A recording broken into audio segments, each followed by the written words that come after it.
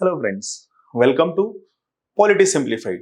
Today we'll learn Article 12 of the Indian Constitution. Basically, इथे लक्षात घ्या की आर्टिकल 12 आहे हे कशाबद्दल आहे तर आर्टिकल 12 हा आपल्या कॉन्स्टिट्यूशनच्या पार्ट 3 चा भाग आहे. Article 12 is part of part 3 of Indian constitution. Part 3 of Indian constitution talks about fundamental rights.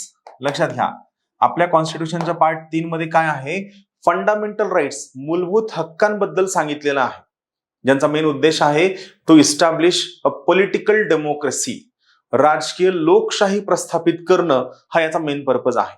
मग फंडामेंटल राईट स्टडी करत असताना त्या ठिकाणी whatever fundamental rights you have are being guaranteed and protected by constitution through supreme court. Supreme court तुम्हाला guarantee सुद्धा देतं, protection सुद्धा देतं बेस्ड ऑन कॉन्स्टिट्यूशनल प्रिमाइसेस.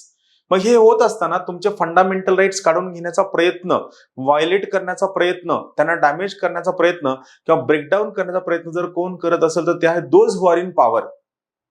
आणि मग या ठिकाणी पॉवर मध्ये असणारे सगळ्यात मेन इन्स्टिट्यूशन काय आहे, सगळ्यात मेन इन्स्टिट्यूशन आहे स्टेट.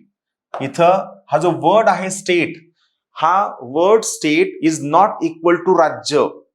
महाराष्ट्र, कर्नाटक, गोवा, बिहार, मध्य प्रदेश, झारखंड, छत्तीसगड या अनुषंगाने आर्टिकल 12 मध्ये स्टेटचे डेफिनेशन दिलेली नाही.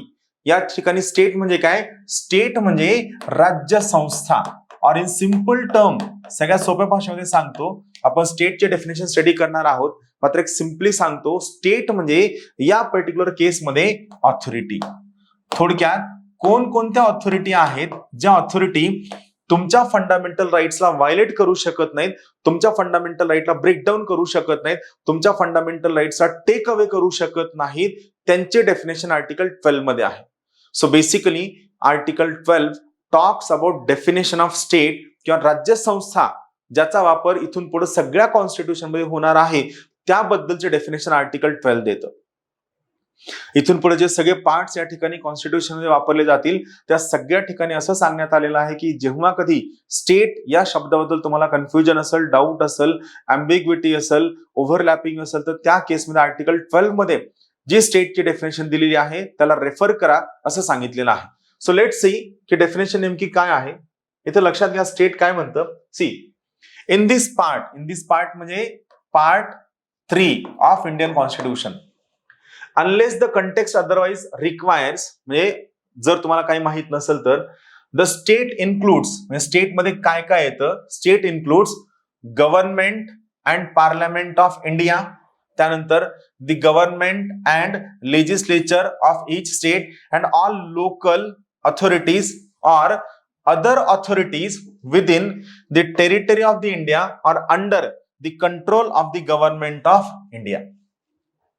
सो बेसिकली जेव्हा मी स्टेट हा वर्ड यूज करतो आर्टिकल 12 नुसार, त्यात काय मेजर येतं, सगळ्यात पहिलं येतं सेंट्रल गव्हर्नमेंट अँड पार्लमेंट, दुसरं येतं स्टेट गव्हर्नमेंट अँड लेजिस्लेचर, तिसरं येतं लोकल गव्हर्नमेंट आणि चौथं येतं all other authorities which are working on behalf of और फॉर दी स्टेट गव्हर्नमेंट.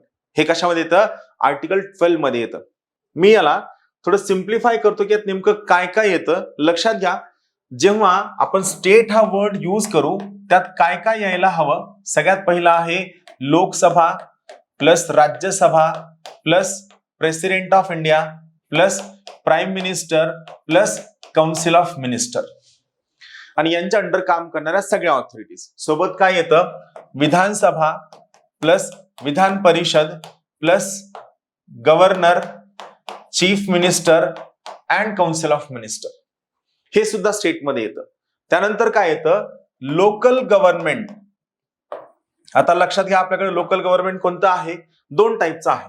एक आहे अर्बन लोकल गव्हर्नमेंट, दुसरा आहे रुरल लोकल गव्हर्नमेंट. एक आहे अर्बन लोकल गव्हर्नमेंट, दुसरा आहे rural local government. Urban local government मध्ये काय तर पहा, नगरपालिका, महानगरपालिका, नगर पंचायत, नगर परिषदा, सगळ्या अर्बन लोकल गव्हर्नमेंट ऑथॉरिटीज ज्यांची इस्टॅब्लिशमेंट कशानुसार झालेली आहे, इस्टॅब्लिशमेंट झालेली आहे 74th constitutional amendment act of 1992. So ज्या सगळ्या लोकल गव्हर्नमेंट ऑथॉरिटीजची establishment 74th amendment act of 1992 नुसार झालेली आहे, दे आर स्टेट.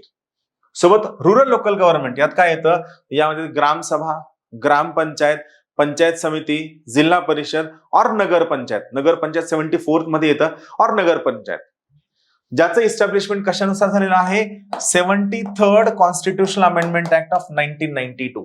हे सुद्धा स्टेट. सो बेसिकली लक्षात घ्या, लोकल गव्हर्नमेंट सुद्धा आर्टिकल 12 नुसार काय आहे, स्टेट आहे. त्यानंतर ऑल स्टॅच्युटरी बॉडीज, सगळ्या स्टॅच्युटरी बॉडीज ज्यांची इस्टॅब्लिशमेंट कशानुसार झालेली आहे, लॉ नुसार झालेली आहे, किंवा all institutions which are working on behalf of government or under the government. मग हे काम कॉन्ट्रॅक्च्युअल असो, लॉ नुसार असो, अग्रीमेंट नुसार असो, कसंही असो, all the institutions which are working on behalf of the government or which are working under the government will be state. मग मला सांगा, हे सगळं स्टडी केल्यानंतर आर्टिकल 12चं जे स्टेट डेफिनेशन त्यात कोण येत नाही. लक्षात घ्या, आर्टिकल 12च्या डेफिनेशन मध्ये ज्युडिशियरी येत नाही. खूप महत्वाचं एक्सेप्शन आहे. आर्टिकल 12च्या स्टेटच्या डेफिनेशन मध्ये ज्युडिशियरी येत नाही. इंटरेस्टिंग आहे. यासारखे खूप सारे कन्सेप्ट शिकण्यासाठी मी आर्टिकल्सचे पूर्ण प्लेलिस्ट बनवलेली आहे. आपल्या युट्यूब चॅनलला जाऊन तुम्ही सगळी प्लेलिस्ट पाहू शकता, ज्यात you will get all 365 articles. Thank you.